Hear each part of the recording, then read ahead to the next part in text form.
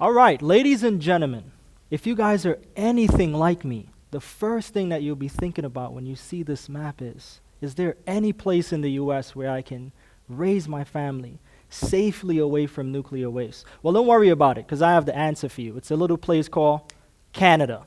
Now, if we want to stay here in the US, we need to come up with a contingency plan to deal with all of this nuclear waste. See, here in the US, we've amassed over 76,000 metric tons of nuclear waste, and the industry produces an additional 2,000 tons annually. So to contextualize that number for you, that's the equivalent weight of not one, not two, but 10 Eiffel Towers in terms of total weight here in the US. And to take it a step further, if you think about the two major nuclear disasters that we had on the planet, Chernobyl in 1986 and Fukushima in 2011, it's the equivalent waste to have 40 Fukushimas and one Chernobyl. So if we take a closer look at this Fukushima disaster in 2011, they currently have over 1,000 different storage tanks, and more are being commissioned as we speak.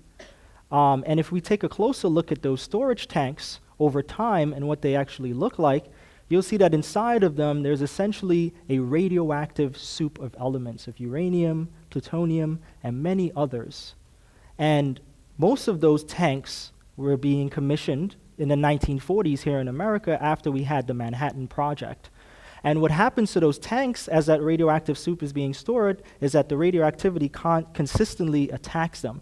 And you'll see that over time, all of the metal associated with the tank starts to degrade, and they start to char, and they become a big risk for leakage. In the Hartford site in Washington State, where we store a lot of this material, there's actually some leakage happening now. So in less than 100 years, you've already start to have some leakage.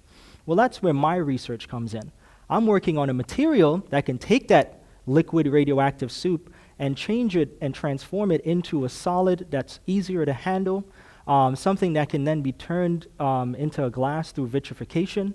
This material has the ability to store uranium, to store plutonium, and this vitrification process, once we turn it into a glass, is stable for hundreds of thousands of years. So there's less likely for it to go into the water that we drink and spill into the earth beneath us and contaminate an environment. This material is actually a nanomaterial that's made up of titanium and oxygen.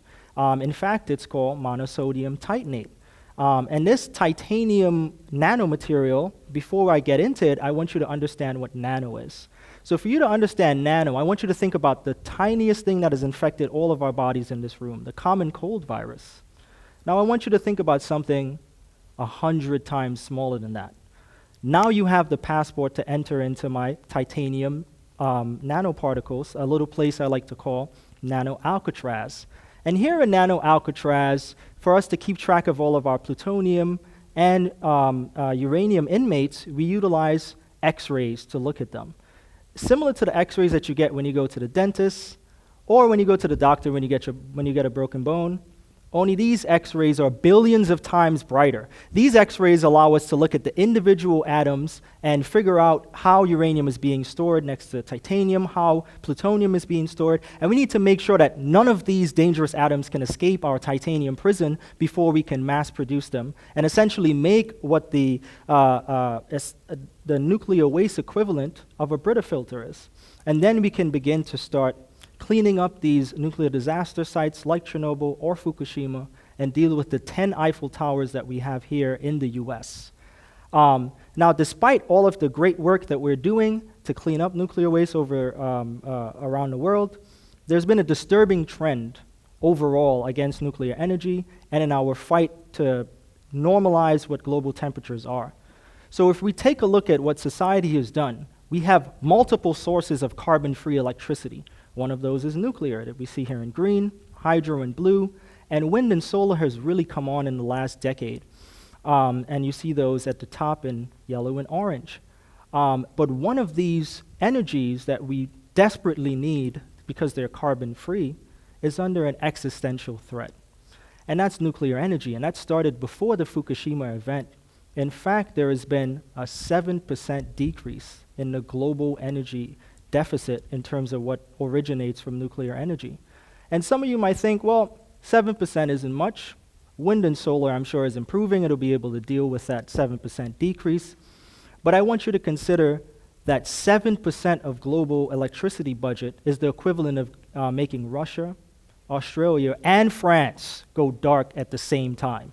So it's a lot of electricity that is being replaced primarily with carbon-generated sources, such as coal and natural gas. And so we need all of our different equipment to be able to move forward and balance the global temperature. Even more alarming is the fact that when you look at support for nuclear energy worldwide, what you will find is it ranks even lower than oil and petroleum, even lower than the actual, one of the major contributors of what got us in this global warming climate in the first place. And in fact, nuclear only ranks slightly better than coal. So when people start feeling this way about nuclear energy, it leads to some radical decisions. So let's look at one of the most extreme decisions. In Germany, after the Fukushima disaster, they decided we're going to close all of our nuclear power plants by the year 2022. And you can see that Germany's CO2 emissions, when compared to France, is significantly higher. France is another extreme. France has generated over 75% of its nuclear energy, of its electricity from nuclear energy. And in fact, it's been able to generate a new business for that because they're the biggest exporter of electricity worldwide. And while Germany is making massive strides in improving their solar technology and their wind technology, we can ill afford to lose one of our biggest contributors of carbon-free energy. We need all of those technologies to work in unison for us to stop using so much fossil fuels. So in moving forward, there are two major reasons why people have issues with nuclear energy. The first of which is nuclear warheads. And up to this date, I can only think about one example that has reduced the amount of nuclear warheads that we have here in America. See, after the Cold War, we stockpiled a lot of weapons.